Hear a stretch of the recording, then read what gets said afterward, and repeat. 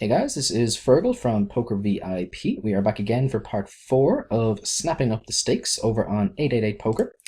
So just to fill you in about what the series is all about, if you haven't watched parts 1 through 3, the whole idea is that we are trying to show you how to go about building your bankroll and how to move up and the kinds of adjustments that you need to make for the relevant stake limits. So part 1, we were playing at one of the lower limits, we're playing at 5 NL. Part 2, we are playing at 10 NL. Part 3 was 30 NL, and we are now on to part 4, which is the grand finale at 50 NL. So as I said, we are going to be jumping in the pool. We're going to be following the exact same format as previous videos. We're going to be playing Snap Poker, which is 888 Poker speed poker variant. We're going to be playing 2 tables side by side. I'm going to be talking you through my thought process as we go. It's just a live play video, so it's not, we're not reviewing previously played hands or anything like that. I'm recording myself as I'm playing, and hopefully we'll get into some interesting spots, and we can teach you guys a thing or two as we do. So over on the left table, we have the ace and the deuce. We were limped, the small blind limped, we raised. We are going to fire here with our bottom pair and backdoor flush draw. He calls, and he calls quite quickly, so we're happy enough just to check this back, and we're trying to get this to showdown now if we can. If we bet here, we're never folding out a king. He's going to have a sum 10x, and we do beat all of his draws, which he's not calling about with anyway, so we're going to check this back. And fortunately, he has the ace and the 3. Interesting that he chose to limp the ace 3 pre-flop. Seems a little bit loose to me. Or not, sorry, not a little bit tight, should I say. I feel that that is a kind of hand that he should be bringing in for a raise pretty frequently. But it worked out well for us. Obviously, we were dominated pre-flop, but fortunately, we get there on the flop, and we get a little bit of value then to boot as well. Pocket threes, we are happy enough just to see a flop in a multi-way pot. Unfortunately, there is no 3 involved. But hopefully this just gets checked through and we bink the 3 of hearts, but unfortunately the original raiser is not going to let that happen. He fires out. Obviously trying to continue on this board would be an absolute disaster. In a 4-way pot, when this guy chooses, this sizing especially, we're going to assume he's going to be pretty strong pretty often, so it's a pretty straightforward fold. It's not the kind of board that I'm going to be looking to make any kind of fancy aggressive plays on or anything of the sort. Especially in a multi-way pot, as I said, because people do tend to behave pretty honestly multi-way, so it is what it is. King 9 over on the right table, we're never considering folding here. We're getting 3 to 1 on our money. It's just a case of whether we want to 3-bet bluff our hand or not. I think we're going to prefer just to call. This guy is in for a reasonably short amount, so if we do improve, it's not beyond the realms of possibility that we get to stack him. We're going to assume the shorter stacks are going to be playing reasonably aggressively, as they should be. So if we flop a top pair type hand, we can make some really profitable call downs in general there. The 4-6 suited over on the left table, we are bringing it in for an open. We get 3-bet, so we're going to fold.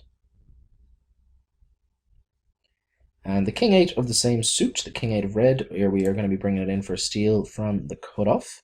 Ideally, we just want to take this down pre-flop, but if we get flat called in the big blind, we don't hate it either.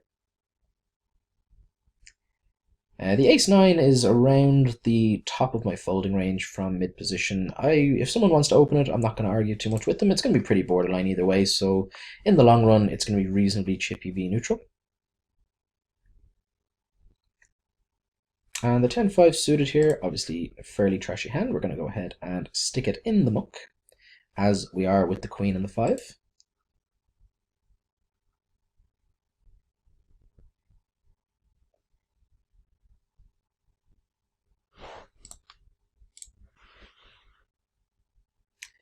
Pocket jacks, obviously a very standard open. We get 1 caller so far, and the big blind folds. Always nice to see the jack in the window. So we're obviously going to be betting here for value if possible. The queen's a pretty good card. If he is a queen, he's going to really struggle to get away from his hand now. Unfortunately, he snap folds. Interesting that he calls the flop and then check folds the queen. Like, I mean, that queen is going to be good for any of his range that has showdown value. So it seems interesting to me that he is just snap folding there. Kind of curious as to what sort of hands he is showing up with there. The king 9 suited we are going to use as a 3-bet bluff on the button versus the cutoff open, and we're going to defend our big blind with the king and the 8, blind versus blind. We flop the toppest of the 2 pairs, which is pretty good news in my book. Again, we treat these min bets as checks. We're not allowing him to see a turn for this cheap on this kind of board, so we are going to put in a raise here. We're going to be doing this with a decent number of bluffs versus this line as well, so interesting, he does the exact same thing again. We're going to do the same again. We're going to make it a little bit larger this time, so we're going to go 575.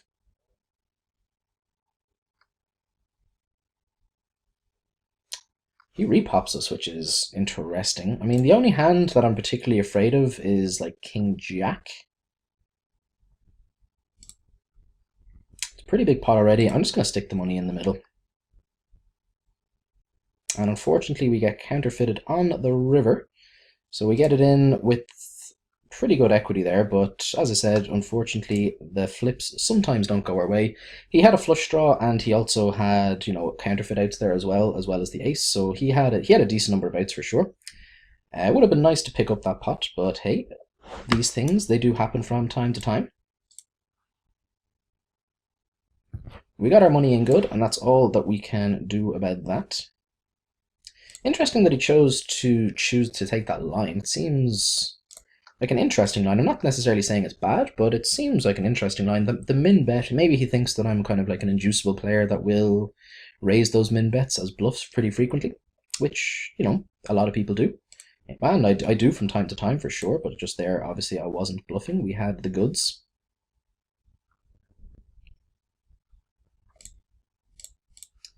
And the Jack 9, pretty standard open from the button.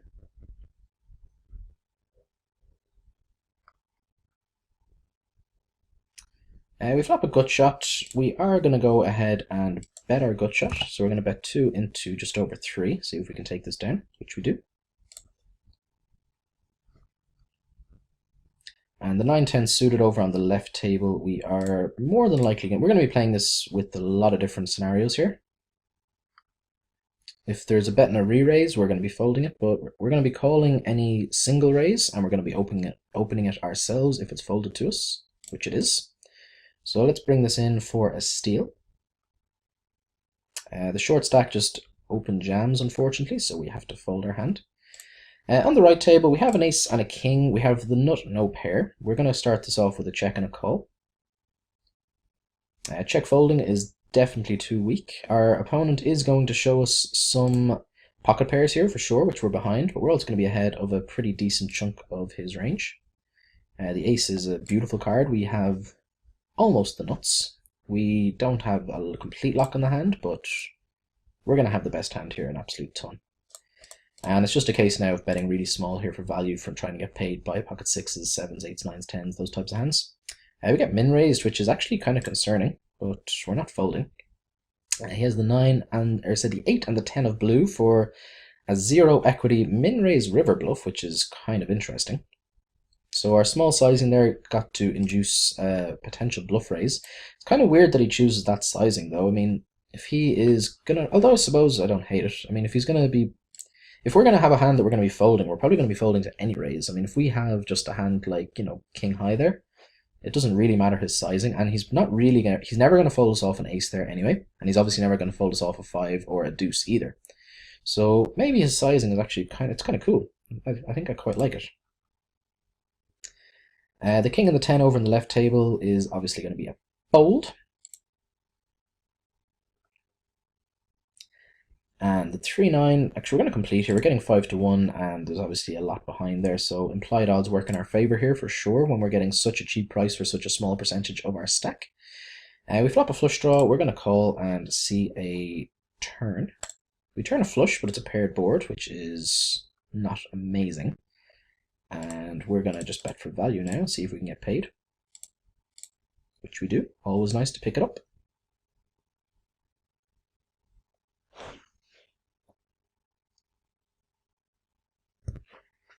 Pocket 5s, we take it down with a raise pre-flop, which is fine by me.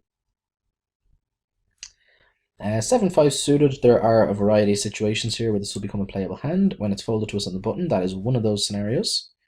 And 4-3 suited, we're going to be bringing it in for steal as well.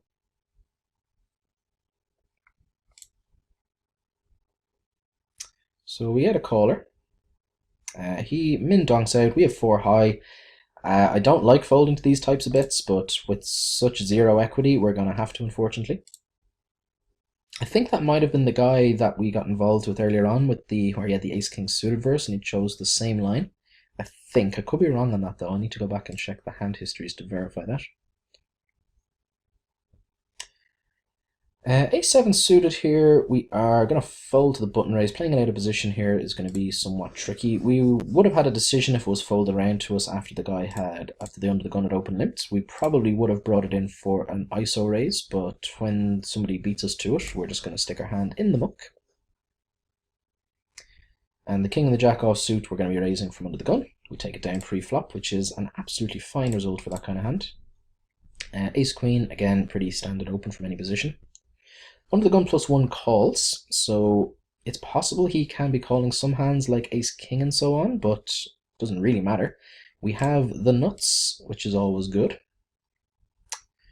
We're going to just start this off with a pretty standard half pot bet. Unfortunately, the first player folds, and so does the second, so never fun flopping the nuts and not getting paid. But we still pick up the extra money that went in the pot pre-flop, which is not the worst case scenario, as we always say. And kind of just going back to what I was saying after the under the gun +1 had flat called. As I said, some people will not 3-bet ace king there versus an under the gun raise, but I wasn't saying that I was just assuming that he had ace king or anything like that, but I'm just saying it is possible. He's also going to have a decent number of pocket pairs and suited connectory type hands and so on, as well as some other Broadway hands for sure. So, and then when the extra player came along, I think we have to bet on that particular flop, because there are just so many.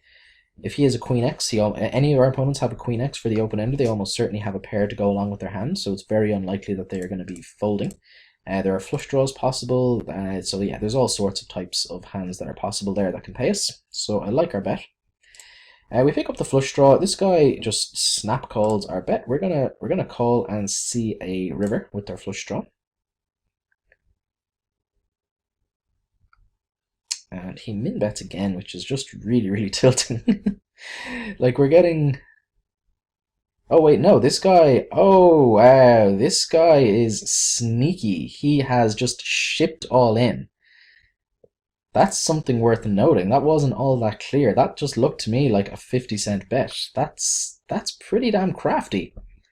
That is pretty damn crafty. I'm gonna have to keep an eye on that. So essentially what he did there was he min bet the turn, and then he looked like he min bet the river, and I'm assuming that is 100% intentional.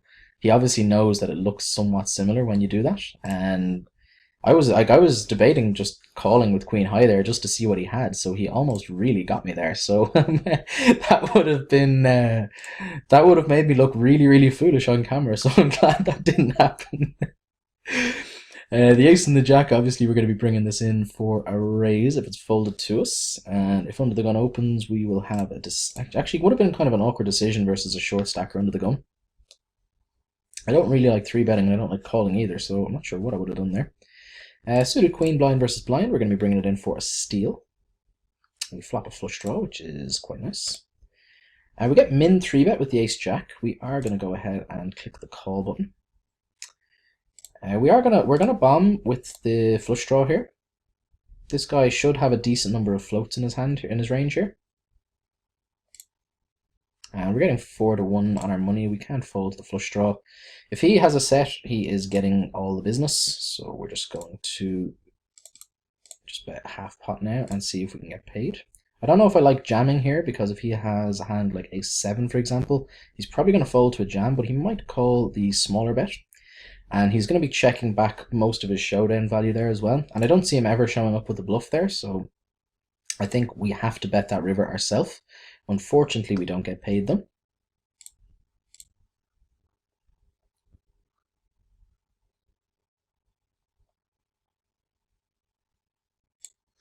I'm still just thinking about what would have happened if I had just clicked call for what I thought was 50 cents there and it was actually for $50. I would have been so tilted. Normally, I'm pretty good at not tilting in general. That would have tilted the hell out of me, though, if I had done that. It would have been pretty funny, though. Would have made for a good video. That's for damn sure when I realised my mistake. Although I might not have even realised, because I would have just auto-topped up and probably wouldn't have even noticed.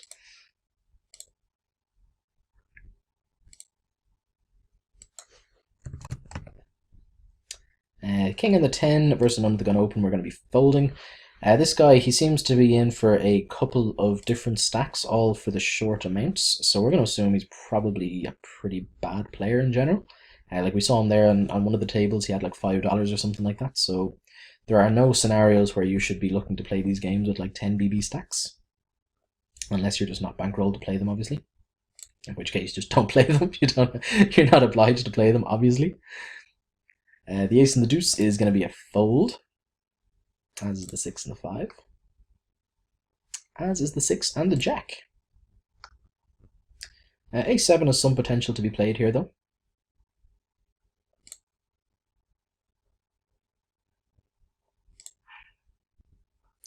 The king and the queen suited, obviously a very straightforward open under the gun. We're going to call and defend our big blind with the ace and the 7. Pretty interesting flop. We flop belly buster with the any deuce and any 6, giving us a straight. The ace is good for us. Obviously, it reduces the deuce outs because a deuce is no longer a good hand for us. But obviously, we have top pair now, so we're going to have to call. If he bombs river here, we have an awkward decision. I think we're going to have to call any reasonable sizing anyway. It seems like he's going to shut down a ton with his non-ace-x hands. So if he does bet there, I'm just not sure what frequency he is bluffing that river with. So that's why I was saying if he had put in a bet, it would have been an awkward spot. But obviously when he checks back, we almost always win.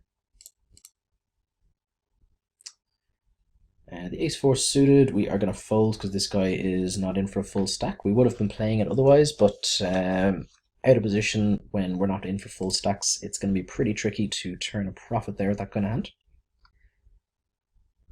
The queen and the 10 we're going to be using as a 3-bet bluff from the small blind versus the button min open.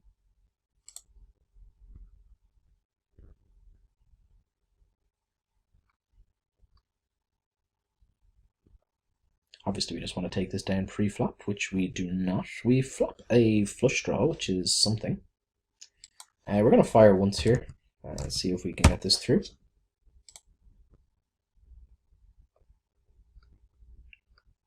The ace is a pretty bad card for us. If he has a hand like, say, pocket jacks, which could very foreseeably play this way, he's less likely to fold now. I think we are just going to check and give this up, even though we have a weak flush draw, but it's it's pretty bad flush draw.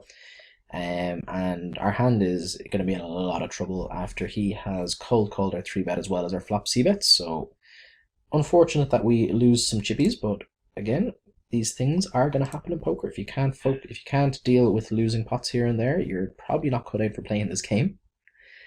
We have the queen and the queen, which is going to be good for a 3-bet.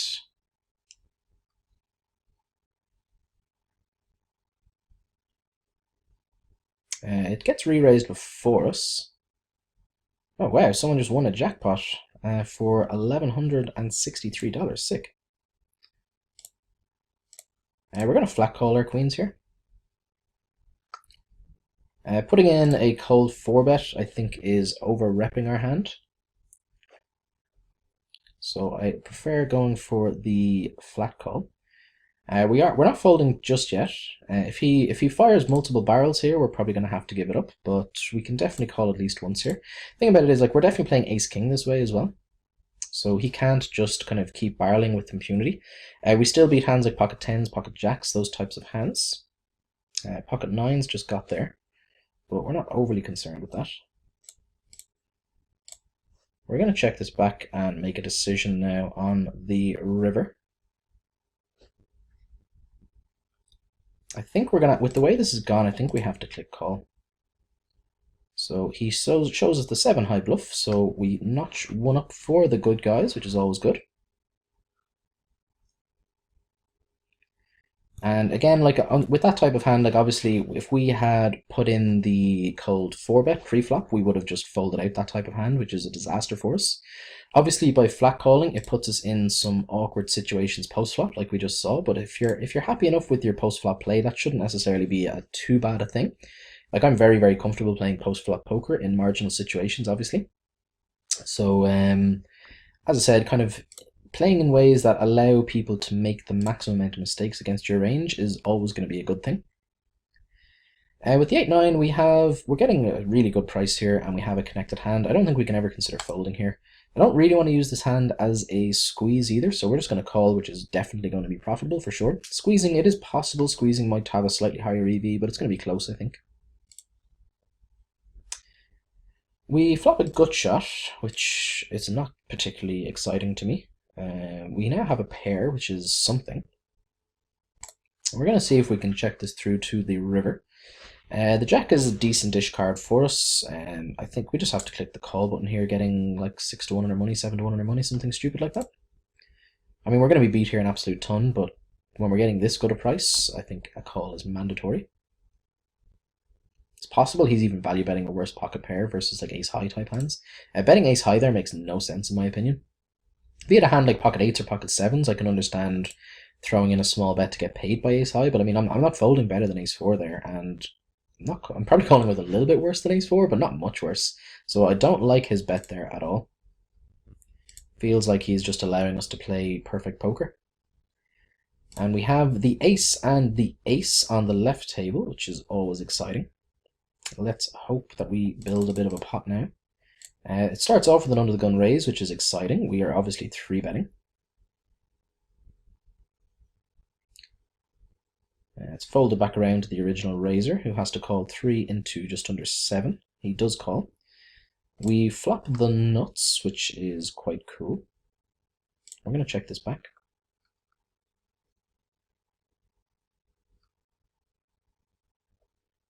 We're just going to call here. Keep his range as wide as possible. And I think we are going to fire now on this river, just to Kaisa sizing. So we get paid there, which is always nice. We chalk up a $20 profit there on that hand, which is always a good result with the ace and the ace. The jack and the queen suited, we are going to be bringing it in for a raise. And the pocket sevens over in the left table, obviously a very standard open under the gun as well.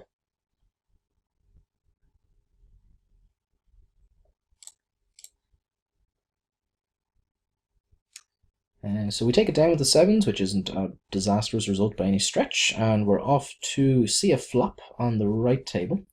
We flop a gut shot. We're going to have a bet and see if we can just take this down here and now, which we do. Obviously, we have 3 eights to the stone cold nuts and 4 eights to a very, very strong hand. If the gut shot had brought in the flush draw had come along, we wouldn't have had the nuts, but we would have still had a very strong hand. And we have position. He can't really get too creative when he's out of position there against us, so he's just going to have to check fold there with a decent chunk of his range pretty often. So I think that c-bet's going to be very, very profitable. We were so close to the flush. This is what I quite like about the way the cards come out on 888. The way that you kind of see them as if it's like live. The way it brings them out that way. We're going to go ahead and call and see a turn with our flush draw. We now have improved to a pair. I don't think our pair of fives is going to be good particularly often, but it does give us extra outs. Any 5 and any 4 should give us the best hand pretty frequently. And as I said, we still have the flush draw to go along with our hand, so we're going to go ahead and call. Pair of fives occasionally will be good. I'm not very often. If he has a hand like, let's say, ace 3 with the flush draw, for example, he can definitely play this way. But that's about it. Queen 10 could have potentially played this way as well, but obviously the queen now beats us. Interesting that he bet 2 streets there with a pair of 9s. That seems thin. Obviously he got paid though, so we can't argue with it, but it seems like once I call, I'm pretty surprised, once I call that flop, I would have expected him to shut down pretty frequently on the turn. But hey, he got extra money out of it, so I'm not, as I said, I'm not saying that he played it badly or anything like that, it's just I'm surprised is all. Like, I'm definitely going to be calling there with a decent number of top pair hands as well. We obviously could have taken that pot down with a little bit more aggression though, which is always upsetting. But as I said, if we raise that turn, I think we're just going to get called really, really often. Because I wasn't expecting to be betting kind of second pair type hands there. The deuce four, obviously it's been raised in 3-bet. We weren't planning on calling the original raise, but when it gets 3-bet, it just makes it even more easier. And the ace-10 suited, we're obviously bringing it in for an open. We get 3-bet, reasonably large here. He pots it into us, and we're getting 2-1 with a suited ace, but you know, we're going to be dominated reasonably often here. We're going to be against hands like 10s, jacks, queens, kings, as well as a stronger ace-x and so on. We're going to have the best hand there sometimes as well, but again, being out of position just really, really sucks so much that it's going to be so difficult to turn a profit there without flopping a really, really strong hand, or a fairly strong hand at least. We're going to defend our big blind with the king and the jack. 3-betting here wouldn't be absurd by any stretch, but calling it is going to be okay as well. We flop a gut shot with a backdoor flush draw to the second nuts. We're going to peel once here. We now have a pair with our gut shot, which is quite cool. He double barrels here though. I'm not sure if he's going to be double barreling here light that often. My general plan was here, if this turn went check-check, that we'd be able to get aggressive on a decent number of rivers and fold out a lot of underpairs, but when he does bet that turn, I think we're going to have to give up our hand. And the 10 and the jack on the button, we are going to be bringing it in for a raise.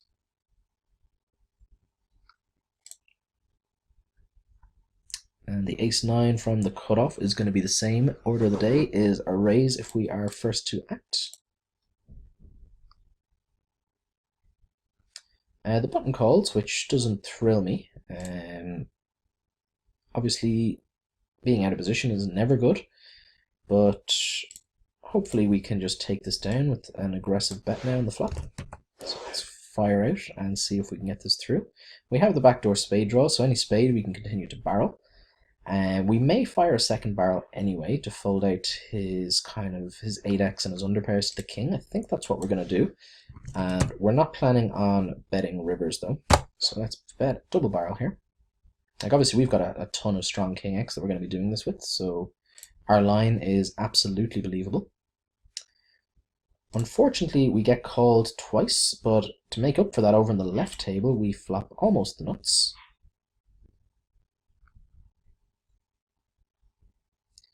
And we're going to go for the check raise here and start building a pot as early as possible. The only thing going for the hand over on the right table is if he has a flush draw that has decided to play it somewhat weakly, we can potentially have the best hand here, but we're not going to be calling a $6 bet to find out. With our flush, though, obviously the deuce kind of sucks. We are now drawing dead if he happens to have pocket 8 or pocket 9s or pocket 10s, but that's going to make up a reasonably small portion of his range, obviously. The ace is quite cool because he can definitely have like the ace-high flush draw with this line for sure, which now has a pair. So I'm actually going to bomb this river. I'm going to bomb it hard and see if he can hero call us with ace-x with the ace of spades. Unfortunately, he folds though.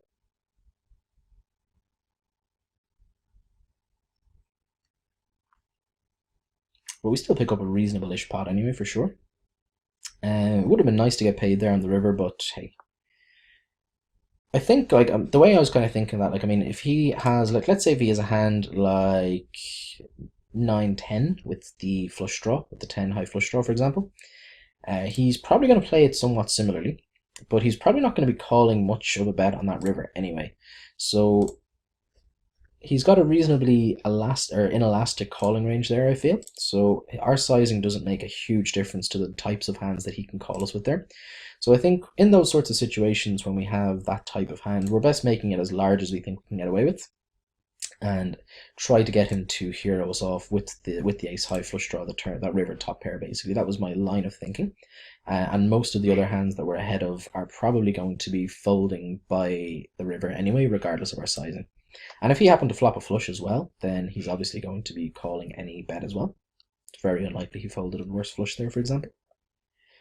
So we're going to be sitting out now. We're going to sit out the next hand. The pocket fives is going to be our last hand on the right table. And over on the left table, we are finito. So thank you very much for watching, guys. I hope you have enjoyed all of the series. Nice to close it out on a bit of a winning session for sure. Any questions, any queries, any comments, you can message me directly on PokerVIP, or you can also fire some comments into the various social media, and I'll do my best to get back to you. I hope you enjoyed watching. I hope you picked up a thing or two trick-wise, and hopefully see some improvements in your game as a result. And I'll be back again for some more video series in the near future, hopefully. Take care. Thanks for watching.